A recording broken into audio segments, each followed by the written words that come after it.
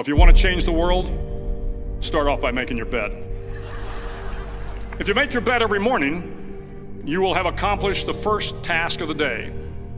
It will give you a small sense of pride, and it will encourage you to do another task, and another, and another. And by the end of the day, that one task completed will have turned into many tasks completed. Making your bed will also reinforce the fact that the little things in life matter.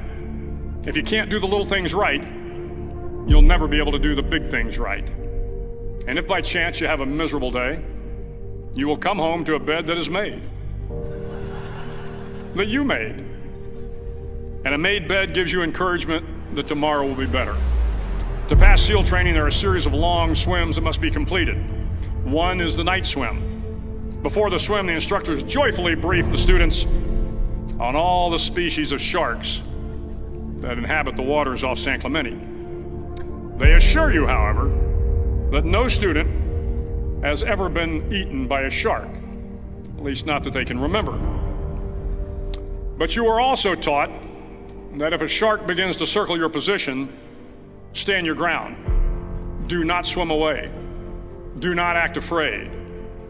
And if the shark, hungry for a midnight snack, darts towards you, then summons up all your strength and punch him in the snout, and he will turn and swim away. There are a lot of sharks in the world. If you hope to complete the swim, you will have to deal with them. So if you want to change the world, don't back down from the sharks.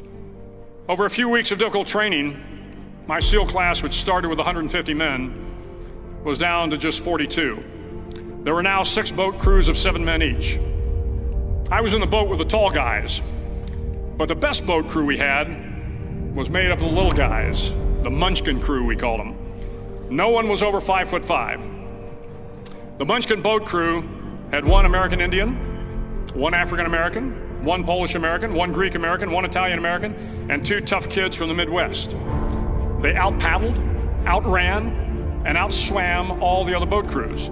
The big men in the other boat crews would always make good-natured fun of the tiny little flippers the Munchkins put on their tiny little feet prior to every swim.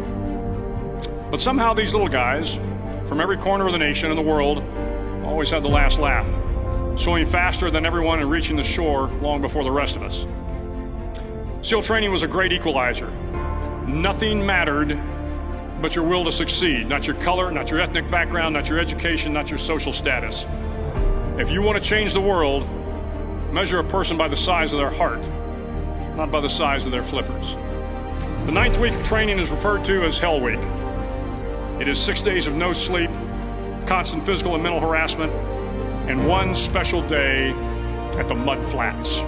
The Mud Flats are an area between San Diego and Tijuana where the water runs off and creates the Tijuana Sloughs, a swampy patch of terrain where the mud will engulf you. It is on Wednesday of Hell Week that you paddle down to the Mud Flats and spend the next 15 hours trying to survive this freezing cold, the howling wind, and the incessant pressure to quit from the instructors. As the sun began to set that Wednesday evening, my training class, having committed some egregious infraction of the rules, was ordered into the mud. The mud consumed each man till there was nothing visible but our heads. The instructors told us we could leave the mud if only 5 men would quit. Only 5 men, just 5 men, and we could get out of the oppressive cold. Looking around the mud flat, it was apparent that some students were about to give up. It was still over 8 hours till the sun came up. 8 more hours of bone-chilling cold. The chattering teeth and the shivering moans of the trainees were so loud, it was hard to hear anything. And then one voice began to echo through the night. One voice raised in song. The song was terribly out of tune, but sung with great enthusiasm. One voice became 2, and 2 became 3, and before long, everyone in the class was singing. The instructors threatened us with more time in the mud if we kept up the singing, but the singing persisted, and somehow the mud seemed a little warmer, and the wind a little tamer, and the dawn not so far away. If I have learned anything in my time traveling the world, it is the power of hope, the power of one person, a Washington, a Lincoln, King, Mandela, and even a young girl from Pakistan, Malala. One person can change the world by giving people hope.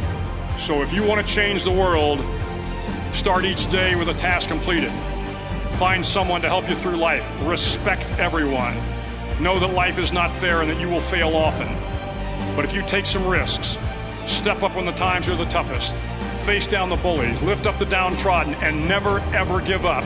If you do these things, the next generation and the generations that follow will live in a world far better than the one we have today. And what started here will indeed have changed the world.